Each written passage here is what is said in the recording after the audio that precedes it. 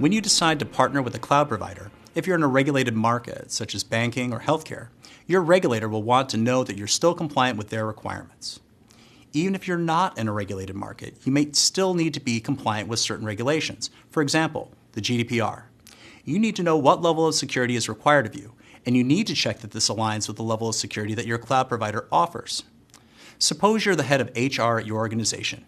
You probably manage or process sensitive employee data daily. For example, when you're interviewing candidates for a new role. Feedback about each candidate and/or the interview would need to be kept secure. Obviously, you wouldn't want unauthorized employees to access this data, or even worse, public access. But unauthorized access to data may also affect your compliance with regulations like the GDPR, leading to potentially large fines. Once you've established which data is sensitive and what your requirements are for keeping it safe, you should carry out a compliance assessment. These assessments can validate how a cloud provider protects your data and complies with what's demanded by the regulator. There are several issues to consider. Number one, what are the cloud's security capabilities? Compare the cloud's capabilities to your current capabilities and market regulations. In many circumstances, storing data in the cloud will be more secure than storing it on-premise, but you need to check. Number two, who owns the data, meaning the intellectual property that's hosted on the cloud? Do you remain the owner? Google Cloud takes the position that any data you create or upload belongs to you. Number three, how is the cloud provider using your data? This is especially important for regulated markets or businesses working in Europe. Number four, what if there's a data incident? Many laws around the world require businesses to notify users who might be affected by a data incident. But will your cloud provider notify you? And at what point do they notify you? And how would they do it? Number five, what about data deletion? How quickly will your data be deleted from the server after you've deleted it?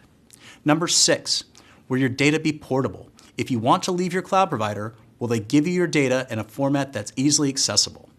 Number seven, what type of data will you be storing in the cloud? This is a key topic for regulated markets because there will be restrictions on the types of data that can be stored in the cloud. You need to understand the regulations in your market and make sure the data you intend to store on the cloud meets those requirements. Number eight, where is the data stored? Where are the data centers of the cloud provider? Does the position of the data center have any risks in terms of things like political stability? Number nine, does the cloud provider allow third-party security audits to check their security? Which third parties does it allow? Even if you've discussed all these questions with the cloud provider, your regulator will still expect you to verify the provider's answers. You will not be allowed to simply take the cloud provider's word for it. You need proof that they do what they say they do. Google Cloud gets audited by third parties and achieves certifications against multiple standards. These audits and certifications will help with transparency and verify that Google does what it claims in regards to data security, privacy, controls, and procedures. You can visit us at cloud.google.com/compliance and review any of the relevant reports based on your industry or region.